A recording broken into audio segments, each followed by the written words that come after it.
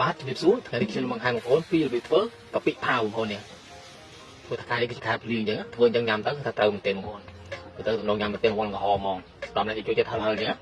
បាទមកខាត់ពីបងប្អូនយូរទៅតាមដានទស្សនាវិធីធ្វើនៅគ្រឿងផ្សំជំនាញខ្ញុំទាំងអស់គ្នាបាទមុនដំបូងយកត្រីឆ្អើយទៅកាច់ថ្មងវាចេញទៅបងប្អូនហើយចំណែកត្រីឆ្អើយដែរយើងអាចបកសម្បត្តិទេបងប្អូនគឺថាយើងបុកទាំងអស់ឆ្អឹងឲ្យយើងអត់ដកចេញដែរបុកវាមាត់មក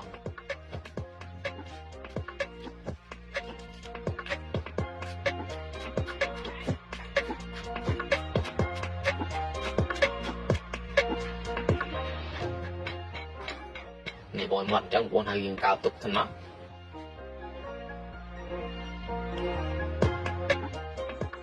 ហើយបន្តបន្តិចខ្ញុំយកស្បែកដីខ្ញុំលេងហើយយើងមកបុកវាគ្នាបងនេះបងមាត់មក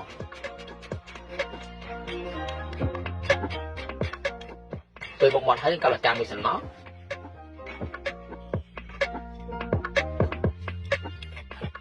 ហើយបន្តបន្តិចយកខ្ទឹមសខ្ទឹមក្រហមជាមួយម្ទេសស្រស់យកមករំលីងវាសិនបងយើងរំលីងក្រហមឈ្ងុយសិនមកណា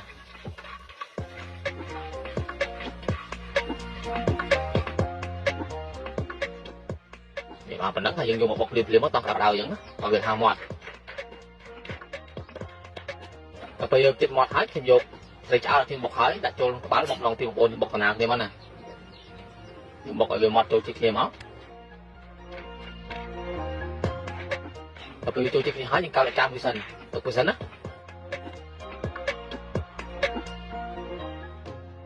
ហើយខ្ញុំយកខ្លាញ់ជ្រូកខ្ញុំហាន់ហើយយកមកជំរាវមួយសិនបងប្អូននេះជំរាវយកខ្លាញ់ណាមកប៉ុណ្ណឹងខ្ញុំយកខ្ទឹមស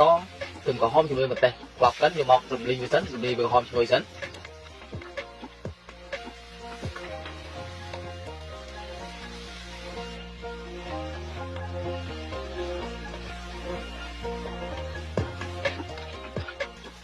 ឡូវគឺថាវាក្រហមឈ្ងុយមែនទេបងហើយបន្តទៅយកត្រីឆ្អើរយើងមកហើយនឹងដាក់មកទាំងអស់មកយកមករំលីងវាសិន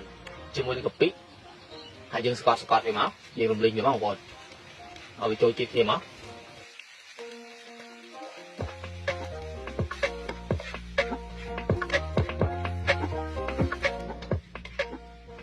ហើយបន្តបន្តិចខ្ញុំដាក់ត្រីជ្រូកខ្ញុំចិញ្ចាំហើយចូលមក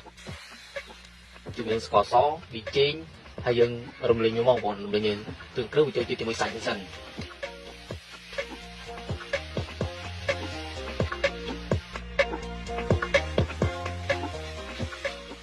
ឃើញឈ្មោះមែនទេបងប្អូនហើយបន្តបន្តិចដាក់ម្ទេសមាត់ចូលទៅហើយយើងឆាឡើងទៅមកហើយសម្រាប់បងប្អូនចូលចិត្តម្ទេសដាក់ប៉ុណ្ណឹង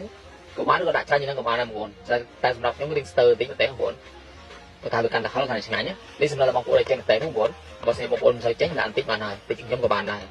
ហើយកុំឲ្យវាខ្លោចខ្ញុំដាក់ទឹកស្អាតបន្តិចមកហើយខ្ញុំរំលីងវាដល់ដាច់ទឹកហ្នឹងបងប្អូន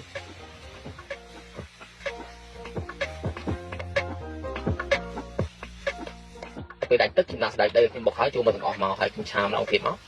ហើយខ្ញុំប្រាប់អញ្ចឹងឆាដាច់ទឹកបងប្អូនវាឆ្ងាញ់ឈ្ងុយបងប្អូនកាពិ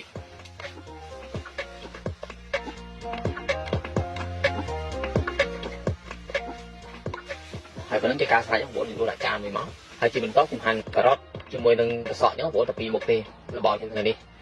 ហើយយើងរៀបដាក់លើឆ្អេទូយើងមកបាទសម្រាប់វីដេអូនេះគឺមានប៉ុណ្្នឹងទេបាទសូមអរគុណប្រកាសតាមដានទស្សនារបស់បងប្អូនតែពីដើមរហូតចប់បាទសូមអរគុណសូមជម្រាបលា